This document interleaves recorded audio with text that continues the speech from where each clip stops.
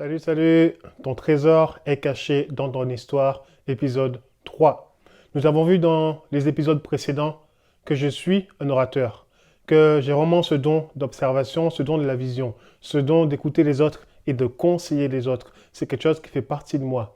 Et nous avons aussi vu que j'étais timide, très réservé et que je ne me dévoilais pas aux autres. Je ne parlais pas, je ne pouvais, voilà, j'étais complètement timide, j'étais un enfant qui avait peur. J'ai subi du racisme, j'ai subi de la violence à l'école, chez moi, des professeurs qui me frappent, mon père alcoolique qui nous frappe. Au final, voilà, on a vu qu'à cause de ces événements-là, je suis devenu quelqu'un de renfermé. Mais on a aussi vu que voilà, ça m'a permis de développer mes talents. Aujourd'hui, j'ai envie de voir avec toi, dans cet épisode, les autres talents qui ont été développés au travers de choses qui se sont passées dans ma vie.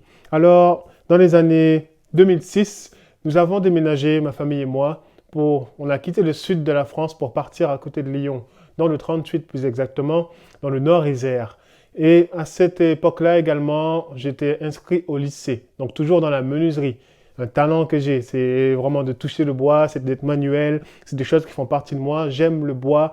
Ma famille, mon père, mes grands-pères, oncles, ils sont tous menuisiers de génération en génération. Et j'avais l'intention de suivre cette voie. Je me suis formé à l'école là-dedans et j'ai continué encore en allant pouvoir faire un CAP de menuiserie.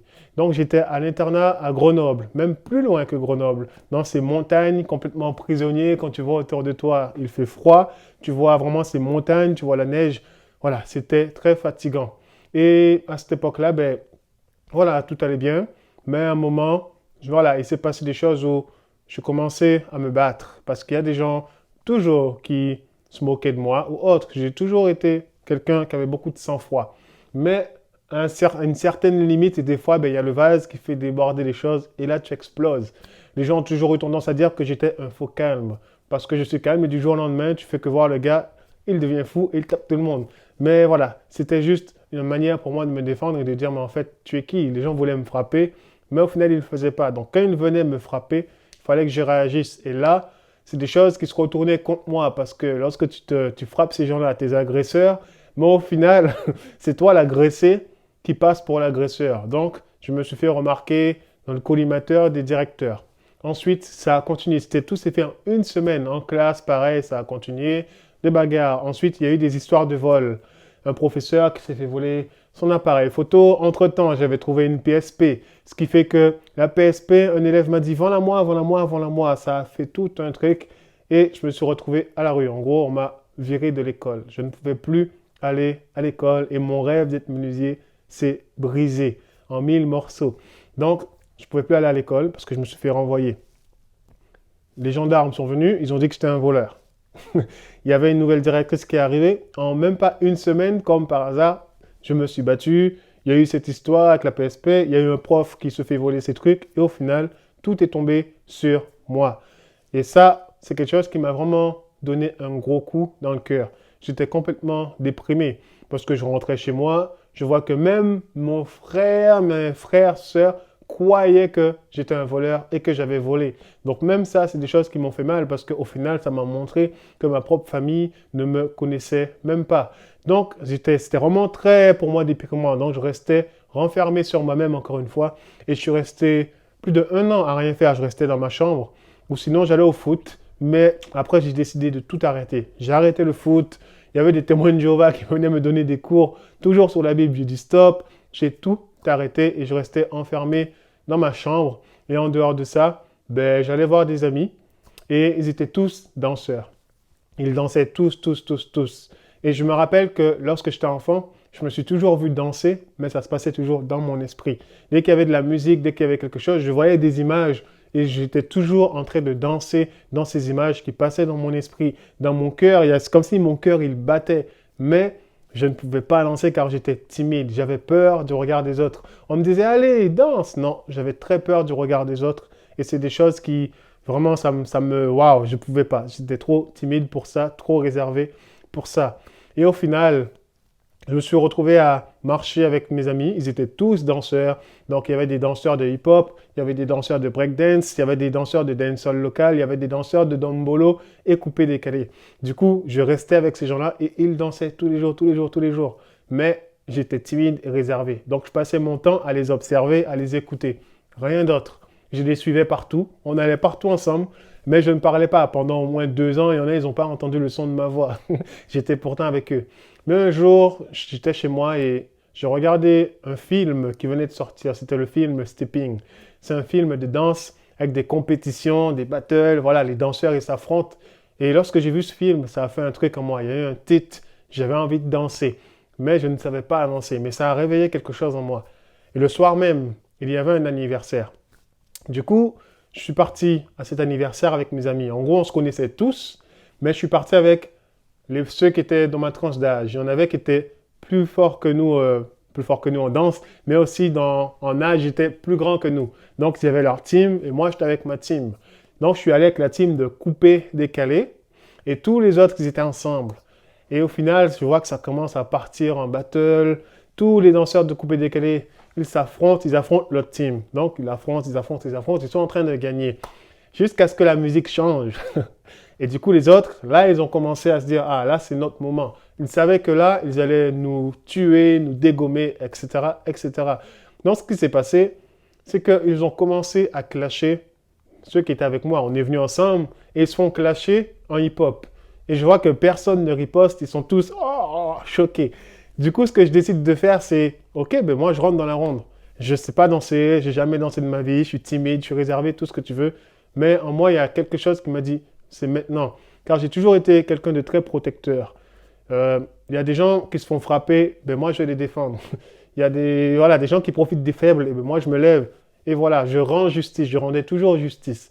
Mais ne faites pas comme moi, car c'est pas bon de rendre le mal par le mal. Ça, c'est des choses, c'est mauvais. Et j'en ai pris conscience bien tard dans ma vie. Mais au final, voilà, on ne peut pas aider les autres, mais en faisant également du mal. Parce que oui, tu tapes la personne et je te tape derrière, ben au final, je suis comme toi. Et ça, c'est pas bon. Donc, mes amis se sont fait prendre en battle. Moi, j'ai dit hors de question. Alors, j'ai décidé de les défendre et je suis rentré dans la ronde. Mais c'était sous l'euphorie, sous vraiment, waouh, la pression, tout ce qu'il y avait, les émotions du film que j'ai vu juste avant. Du coup, je suis rentré dedans et là, j'ai commencé à faire un mouvement. Est-ce que vous avez déjà vu dans les films, lorsque le DJ arrête la musique, tchouf, quand quelqu'un rentre dans une pièce, il n'a pas coupé la musique, mais c'est exactement la même chose. C'est-à-dire que tout le monde m'a regardé. Il y avait les femmes qui m'ont regardé, il y avait les filles, il y avait les parents, et il y avait tous les danseurs. Tout le monde m'a regardé et tout le monde a commencé à rire. Ça me pointait du doigt. Même ceux qui étaient avec moi ont rigolé, ils pointaient du doigt, ils criaient. Ouah. Est-ce que tu te rends compte? Déjà, je suis grand fermé sur moi-même. Je prends le courage de rentrer dans une ronde pour défendre mes potes. Et au final, tout le monde se moque de moi. Et là, la team d'en face, ils étaient une dizaine. Ils ont commencé à me clasher. Il y en a un qui est venu, il a commencé à faire des steps de danse de C-Walk. Il y en a un autre qui est venu, il a fait du Smurf. Il y en a un autre qui est venu, il a fait du break. Il y en a un autre qui est venu, il a fait du pop. Il y en a une qui est venue, elle a fait du LS style et ainsi de suite. Ils m'ont enchaîné et mes propres amis ont fait le tour et ont commencé aussi à me clasher. Donc, en gros, tout le monde, en gros, j'étais voilà, la victime, le gars qui ne sait pas danser. Donc, tout le monde s'est retourné contre moi et m'a clashé. Du coup, sache une chose, ce soir-là, c'est là où mon talent de la danse est vraiment sorti. C'est des choses qui étaient en moi, mais que je ne faisais pas. Mais par rapport à ce qui s'est passé, il ne pouvait plus rien m'arriver de pire dans le monde de la danse. En gros, il ne pouvait pas avoir meilleur moment pour commencer à danser. Et voilà, souvent la vie ne nous réserve pas toujours des bonnes surprises. Là, c'était compliqué pour moi, c'était difficile. J'aurais pu tout de suite abandonner, j'aurais pu me dire, mince, plus jamais je vais danser de ma vie, je ne serai jamais un danseur, de toutes les façons, je suis nul, tout le monde a rigolé, etc., etc. Mais au final, non, ça a été l'inverse. Dans mon cœur, je me suis dit, puisque c'est comme ça, je vais m'entraîner et je vais tous les battre, un par un. Tous ceux qui étaient là, j'ai écrit leur nom, du plus fort jusqu'au moins fort. Non, du moins fort jusqu'au plus fort. Parce qu'il fallait que j'aille crescendo. Et là, j'ai commencé à m'entraîner. Il y en a un seul qui est venu me voir et qui m'a dit, franchement, je te montre juste un pas. Il m'a montré un step de danse. Et aujourd'hui, c'est le seul qui est danseur professionnel d'ailleurs. Il m'a montré un seul step de danse et il m'a dit, fais ça, entraîne-toi et tu verras. Je me suis entraîné avec ça. Et j'ai commencé à aller en boîte tous les samedis, tous les vendredis pour aller clasher des gens. Parce que là, c'était pas possible. Du coup, je me suis entraîné. Et à la fin, je les ai tous battus. Et je suis même devenu danseur pro par la suite. Donc voilà, c'est vraiment pour te dire que souvent, la vie ne nous réserve pas les bonnes surprises. On pense que tout va se faire comme ça du jour au lendemain. Waouh, ouais, j'aime dessiner. Ok, non, j'aime danser. Waouh, non, c'est pas comme ça. Vraiment, la vie est difficile pour tout le monde. Des fois, elle nous prend, mais avec un gros coup de poing dans le visage. J'ai vraiment pris une claque ce soir-là.